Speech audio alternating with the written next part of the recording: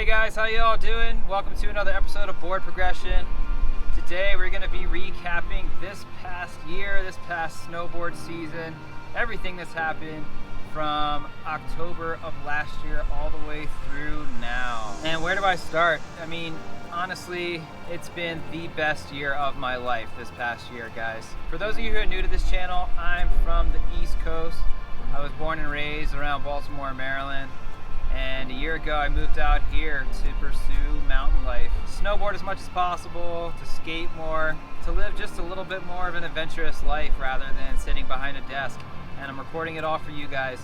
I have a playlist of all the videos we made for the whole journey moving out here. I'll leave a link to that in the description, okay? You know what? This is an awesome view, but we're gonna get out of the wind noise for you guys, okay? That's better. Now, where was I?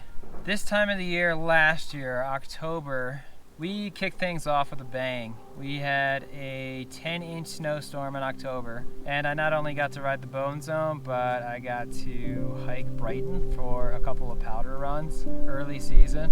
Shout out to James Fledge, who asked me if I wanted to do a little hike with him. November, we saw Brighton open officially and Snowbird open officially, and we kicked off what was going to be an amazing season. December, I started working at Snowbird and riding there as much as possible, as well as riding at Brighton because I had a pass there too. And basically January through May, it was like a snowstorm every week or every other week at least. I did mostly resort riding, which was totally fine. In fact, it was more than fine. It was just incredible. It was some of the best riding I've ever had in my life.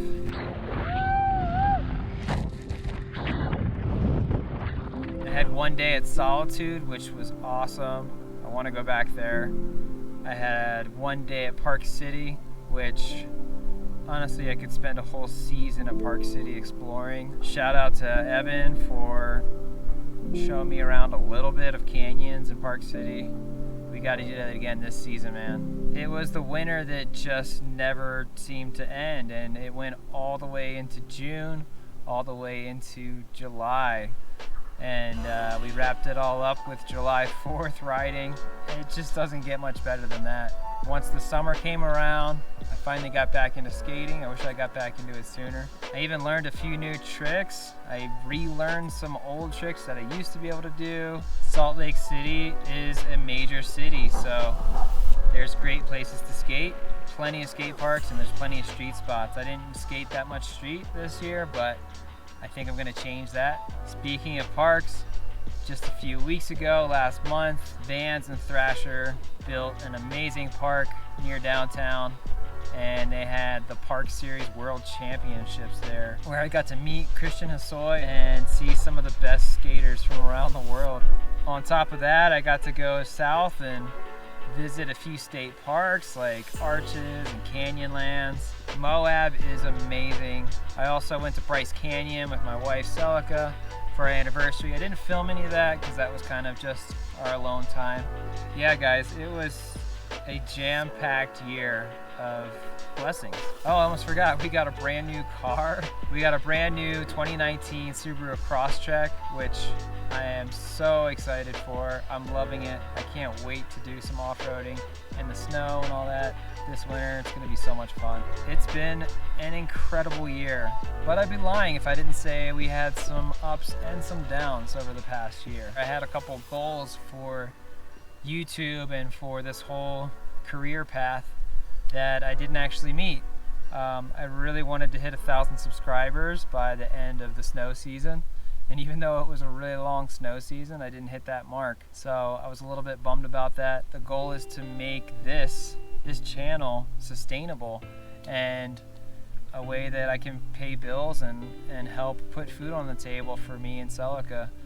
I won't sugarcoat it right now. Celica is the sole provider pretty much in our family.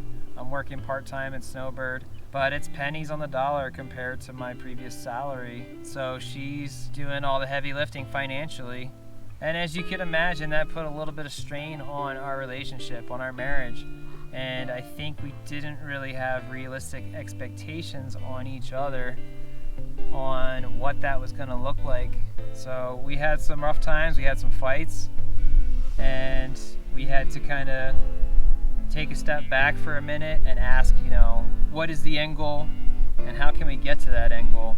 And for this coming year, I think we have better expectations of one another. I think we've kind of looked at the bigger picture and thought, all right, well, let's see what happens over the space of this season. Another goal that I had, especially during the winter season, was to be uploading 2 videos out per week. And that might not seem like a challenge for a lot of YouTubers out there, but for me, it is.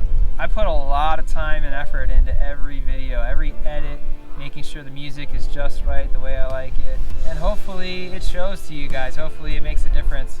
So this year we set a more reasonable expectation. We said absolute standard is 1 video a week. And I'm working only 2 days a week at Snowbird as an instructor this season. So it should allow me to crank out even more. So I've kind of refreshed the 1,000 subscriber goal. The goal is to have 1,000 subs by January 31st. Help us out, guys. Share these videos with friends and family. If you're watching but not subscribed, hit the subscribe button, please. It makes a huge difference. Well, guys, that's been some of my thoughts on this past year, and I feel like I've talked quite a bit. You guys are probably tired of hearing my voice, so with that, let's go back to the apartment and hear from my better half, Celica. Hey, guys. Hey, What's up, Paul? So, guys, this is our apartment. I don't know if you all remember it or have seen it. Still got the beautiful view outside, even though the grass is kind of dying. Paul, how do you like your home after 1 year?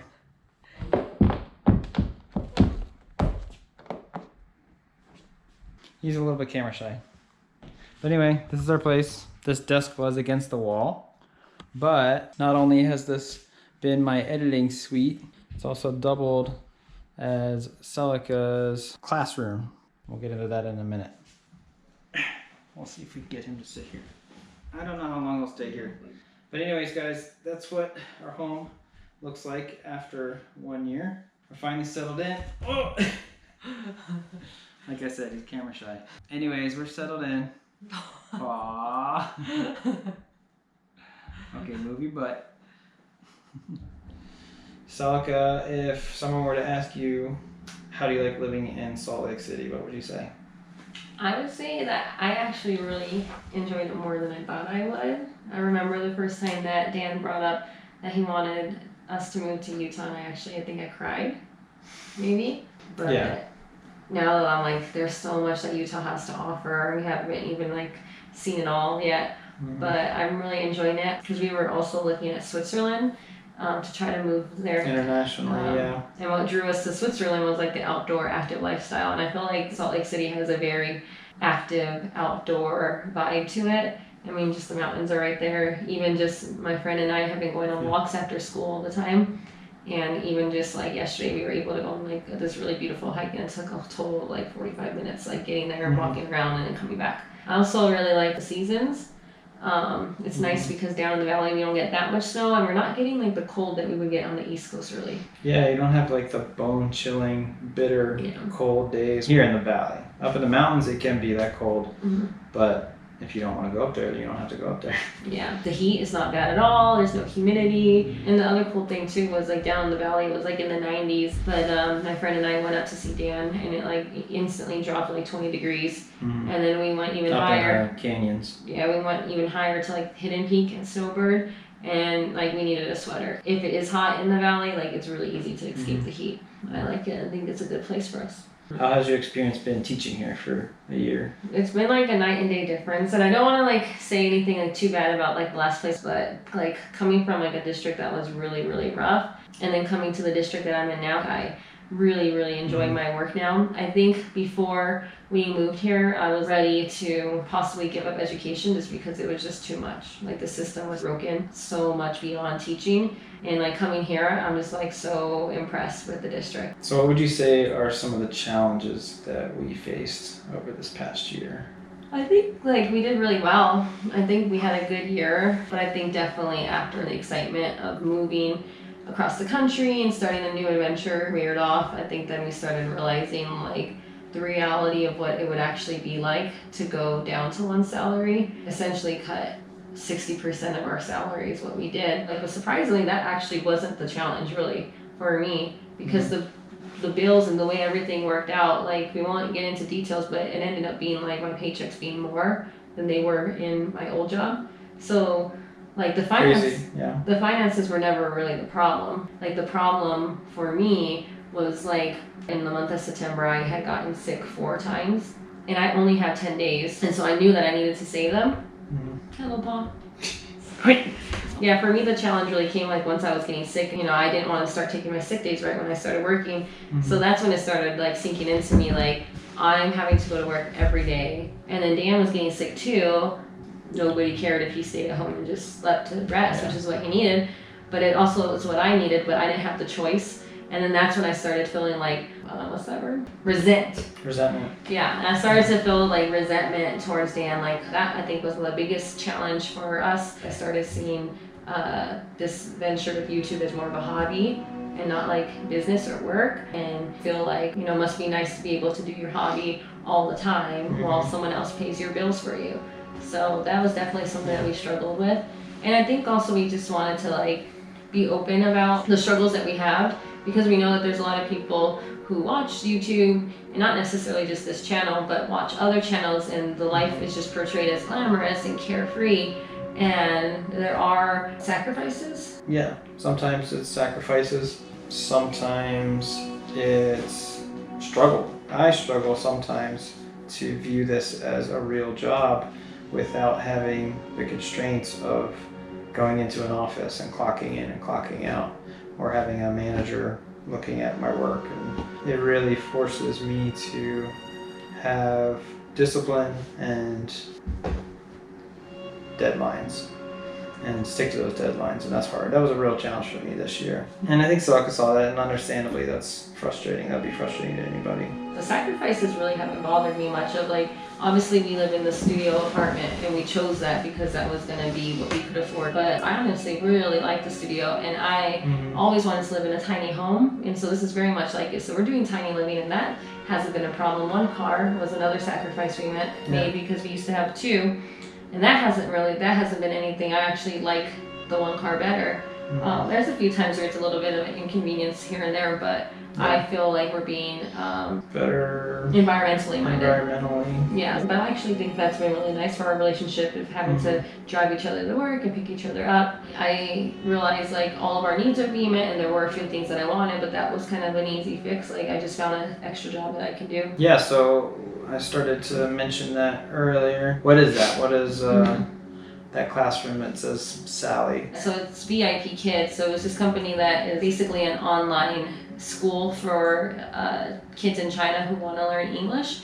And I had heard about it, and you really only need a bachelor's degree and some experience with children, and obviously I have both of those, so I applied just as like a summer job and ended up really liking it. The only downside is like the hours have to be in China time, so like I'm getting up at 6 or 5:30 in the morning, and that's when they're taking their lessons. But overall it's been a really positive experience for me. But yeah, I think like it was just important for us to like share everything with you guys, even though like this is mostly Dan's channel. Like, there's a lot that goes on behind the scenes. Yep. And I know she is the magic behind the scenes. She is what's making all this possible, guys. And then also just saying, I know Dan's also always encouraging everyone to progress at whatever they're doing, but not trying to say like this is the right way to do it, because honestly it is a luxury to be able to do something for a living that you're passionate about, but it is not a right to your life. My dad, like, specifically is someone that I look up to, who do not necessarily like what they do, but it's a living and that's what they have to do. I know that's how most people like live their lives, and we're fortunate that we're able to allow Dan to pursue something that is his passion, but in the end, like, if it doesn't work out, like, then it doesn't work out. Yeah, we're gonna give this next year our best push we can. Hopefully it succeeds, but if it doesn't, have to find something else because Well, I gotta don't pay the think bills. it's like finding something else. I think it's just reevaluating the role that it will have in our lives, from being like Maybe. a source of income to maybe being a hobby. Maybe it will be a hobby. I Yeah. think we don't know. I'm just also a firm believer that whatever we go through is so that we can encourage and help the people that are going through the same thing behind us. Mhm. So that's why we kind of just wanted to be a little bit open with Yeah. some of the struggles that we were facing. And it's good timing too, because I know there's a couple of you guys out there that have reached out to me recently saying like, oh, I want to move out there, or I want to move out west somewhere, and I'm following your videos and they're really encouraging and everything. And this isn't to discourage you guys, but it's to give you a realistic view of what it looks like. If that is your goal, do everything you can to make it a reality. Just know what you're getting into. The way that I see it, and I think anyone that is thinking about doing something like this should look at it, is you kind of have to think like this is like the gold rush of our generation, or this is like the frontier of our That's a good way to put generation. I think back to those people that had to make it across the out west, and like they risked everything to stake their claim, and that meant giving up the traditional that they had to risk that this may not work or this may pan out for us. So it gives me comfort to know like we're not crazy. Like the people of the gold rush, like Yeah. they did it and they made it work, but it was risk, and sometimes it didn't work. But just think of it that way. Like that's how we Yeah. kind of explain it to our families. And I've said it before in the past, but I would rather try our hardest and know that we gave it everything we had and not succeed than always wonder what would have happened, you know, if we didn't. So. Well guys, thanks so much for watching. Make sure you're subscribed so you don't miss this coming season. It's going to be a really good one, I promise. Leave a like and a comment. And speaking of comments, I thought I'd wrap up this video with going over some of my favorite comments that you guys have put out over this past year. Over the past year, I've had so many heartfelt comments that you guys leave, and honestly, you're what keeps this going. There's way too many to shout out all of you. If I didn't say your name, I'm sorry. But believe me, I read and respond to each and every comment as best I can. So keep up the comments. It is the #1 source of feedback and the #1 thing that keeps me going. Here's just some of the many awesome comments that you've left over the past year. Alec Brickner says, liking your content. It's sick how you're so positive and motivated, and your skating is definitely progressing. Keep going and your channel will grow for sure.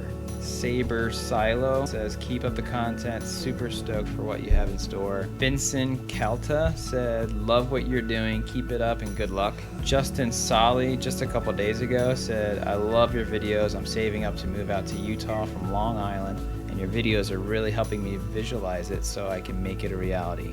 Hope to see you on the trails by the end of this season. Hope to see you too, man. Good luck. Yeah, go for it. Ryan Duncan said, I'm loving watching your videos get better and better, and you talking about prayer and stuff is really inspirational. Zobus said, man, this is awesome content, just waiting for you to blow up. Me too, bro. Me too. Adventures in skateboarding at 40 plus. You're always leaving really nice positive feedback. This is one of my favorites though. He said, good to see your channel growing. I know very little about snowboarding and it's been 20 years. You did a good job explaining things. I know nothing and I could follow you.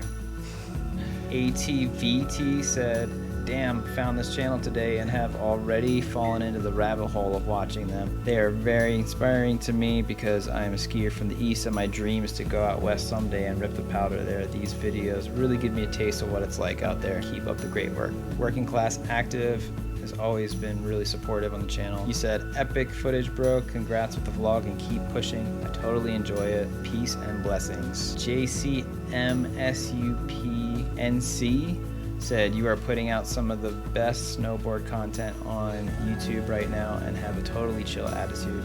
You deserve way more subscribers, man. JMTV Outdoor said, I love your channel. I'm Utah born and have been snowboarding from the time I could walk. Very cool. Batchin said, when I grow up, I want to be just like you. I'm 17 and I live in Florida. We go to Utah almost every year for skiing and it's the best thing in the world to me. I hope to pursue my dreams just like you. Keep spreading positivity and putting out great content. I'm a huge fan. Dude, from the bottom of my heart, thank you. All I can say is go for it, man. Make a plan, draw it out, and set deadlines for it and go after it, dude. You're gonna kill it, I know it. Ryan Napton just said, hell yeah, with an exclamation mark. I thought that's pretty cool. Hank Blackburn said, can't wait for your videos next season. Keep up the great content. So as I said, that's just some of the many awesome, really encouraging comments that you guys have left in my videos. Keep them coming. And if I didn't mention your name, it's just because there's way too many to name them all. We'd be here for hours and hours. All right, guys, thanks for watching. Here's to 2020. See you real soon. Peace.